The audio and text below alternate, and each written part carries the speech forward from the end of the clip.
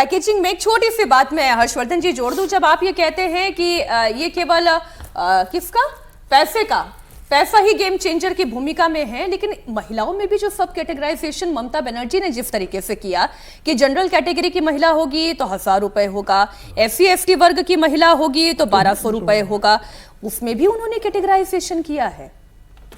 नहीं देखिए, फिर तो मतलब इसको हम ममता बनर्जी को ही दोष क्यों देंगे? ये तो हर कोई कर रहा है ना। क्या SC/ST के लिए भारतीय जनता पार्टी की सरकारें अलग से योजना नहीं चला रही? और अगर कोई कमजोर है तो उसके लिए चलाने में बुराई क्या है? लेकिन ये तो एक मतलब इसको आप अलग करके देख ही नहीं सकते कि कोई पार्टी कम करती दिख रही, कोई पार्टी जा रहा है, लेकिन सब इसी ढर्रे पर चल रहे हैं।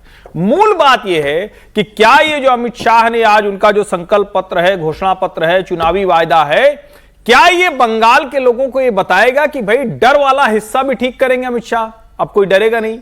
दूसरा, जो पैकेज ममता जी दे रही थी, जो फ्रीबीज वाला, उसको भी भारतीय जनता पार्टी ज्यादा लेकर आ रही।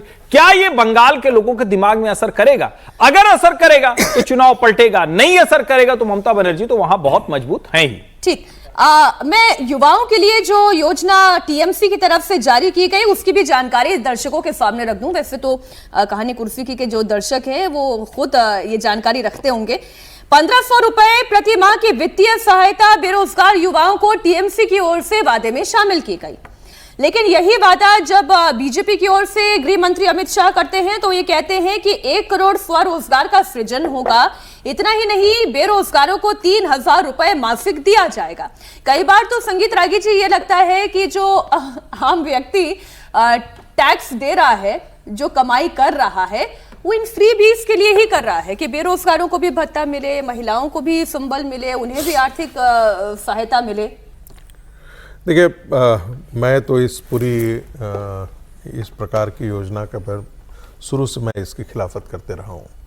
और जयललिता ने, सुश्री जयललिता जी ने शुरू किया था अम्मा किचन। अम्मा किचन तो अच्छी बात है। अम्मा किचन के अलावा और भी टेलीविजन दे देंगे, मिक्सर दे देंगे, मिक्सी दे देंगे, सोने की चेन। इसके अलावा फिर आपने देखा कि इसकी उत्तर भारत में इस राजनीति को अरविंद केजरीवाल लेकर के आए कि हम 200 यूनिट बिजली फ्री दे देंगे, हम ये दे देंगे, वो दे देंगे। ममता बनर्जी वहाँ पहले ही पुजारियों को और इमामों को पैसा दे रही हैं। मैं बिल्कुल इसके खिलाफ हूँ। एक नीति हो जिसके अंतर्गत आप उनको एम्प्लॉयमेंट दे सकें, उनका एम्पावरमेंट उसके अनुसार से करें, ये बात तो समझ में आती है।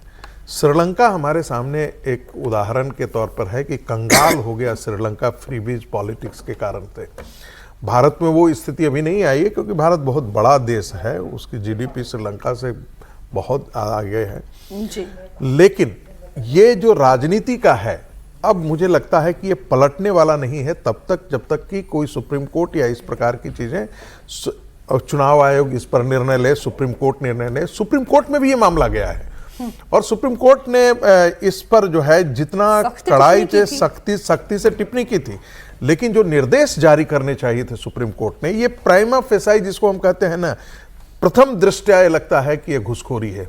आप वोटर्स को घुसखोरी कर रहे हैं कि हम आपको 5000 रुपया देंगे। अरे भाई, तो फिर इससे बढ़िया कि वो जो आप कहते हैं कि 5000 रुपया पैसा बांट रहा है चुनाव में, 10,000 पैसा बांट रहा है, उसको काहे को रोक रहे हो भाई?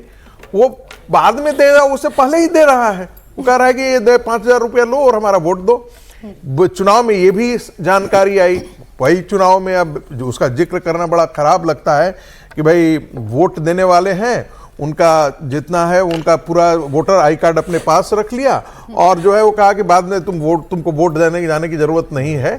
ऐसे भी मामले आए हैं। बहरहाल मुझे ऐसा लगता है कि बंगाल में जो हर्षवर्धन जी ने एक चीज जिक्र किया, भय, आज भी एक बहुत बड़े पुलिस अधिकारी से बात हो रही थी, भय का वातावरण, और भय का वातावरण जो है ना, वो सबसे बड़ी बात है।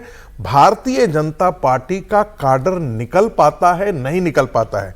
दूसरी बात, जो बाहर से अभी ऑफिसर्स जा रहे हैं, जो आप बाहर भारतीय जनता पार्टी के सांसद जा रहे हैं, मुझे 10-20 सेकंड दीजिएगा, वो जा करके वो वही स्थिति कर रहे हैं जैसे नरेंद्र मोदी जी की चुनाव में आपने देखा होगा कि देश भर के सारे राजनेता जो जाकर के है, जिससे पूछिए, लोग कहते थे अच्छा बनारस नहीं चल रहे हैं तो बोला हम बनारस जाके क्या करेंगे?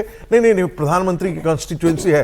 सारे बनारस में जाकर के जो है वो सारे होटल पैक हो गए, जमीन पर कार्यकर्ताओं को ले जाने के लिए, मोटिवेट करने के लिए, और उनको लड़ने का जज्बा ये भी हो रहा है कि भाई भारतीय जनता पार्टी तो जीत ही रही है, जीत ही जाएगी, कुछ ही, ये भी एक नैरेटिव है, किसी भी प्रकार से जीतेंगे। तो होता क्या है कि काडर में क्या मानसिकता आ जाती है, अरे नरेंद्र मोदी और अमित शाह हैं तो हम तो जीत ही जाएंगे।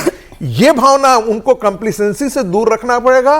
और ये लास्ट में नॉर्थ बंगाल में इनका बहुत अच्छा है, चल रहा है, लेकिन वहां पर सीटें 54 सीटें के आसपास ही हैं। बाकी जगह जो है मुझे लगता है जमीन पर जो संघर्ष करना चाहिए वो संघर्ष भारतीय जनता पार्टी अभी नहीं कर रही है। मैनिफेस्टो अपनी जगह होता है, लेकिन आपने देखा होगा कि बिहार के अंदर मैनिफेस्टो बहुत आया था,